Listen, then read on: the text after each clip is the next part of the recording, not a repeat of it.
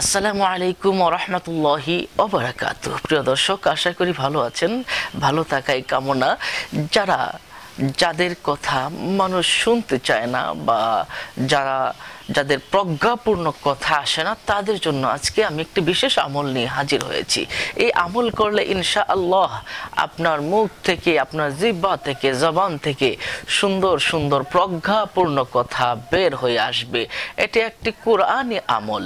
কোরআন শরীফে আল্লাহ পাক রব্বুল আলামিন সমস্ত কিছু শিফা দিয়ে দিয়েছেন। প্রত্যেকটি আয়াত, প্রত্যেকটি শব্দ, প্রত্যেকটি বাক্য এক একটি আমল করার মতো। তো আমরা এই আয়াত কানা পড়লে যেমনিভাবে আমাদের জিহ্বা জড়তা দূর হবে, ঠিক তেমনিভাবে প্রাজ্ঞ কথাবার্তা, বিজ্ঞ কথাবার্তা বের হবে এবং এইটুকু আমলের কারণে আল্লাহ পাক আমাদের ইজ্জত সম্মান বৃদ্ধি করে দিবেন। সুবহানাল্লাহ। আল্লাহর ওলিগণ এই আমলটা করেছেন এবং কিতাবে এই আমলটির কথা উল্লেখ করে গিয়েছেন। তো প্রিয় দর্শক, দুরূদ শরীফ পড়ে নেবেন 3 বার। এটা হতে পারে দুরূদ ইব্রাহিম, এটা পড়ে উত্তম, তবে সবচেয়ে ছোট দুরূদ শরীফ হচ্ছে সাল্লাল্লাহু আলাইহি ওয়াসাল্লাম, এটাও পড়তে পারেন।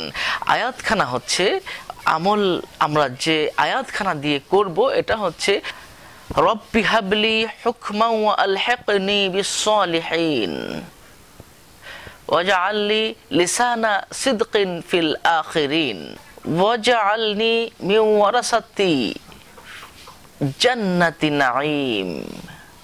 এই আয়াতখানা সুন্দর করে পড়বেন। আমি আবারও বলছি, এই দোয়াখানা পড়বেন, ইনশাআল্লাহ আপনার প্রাজ্ঞতা, বিজ্ঞতা আল্লাহ পাক রব্বুল আলামিন বাড়িয়ে দিবেন।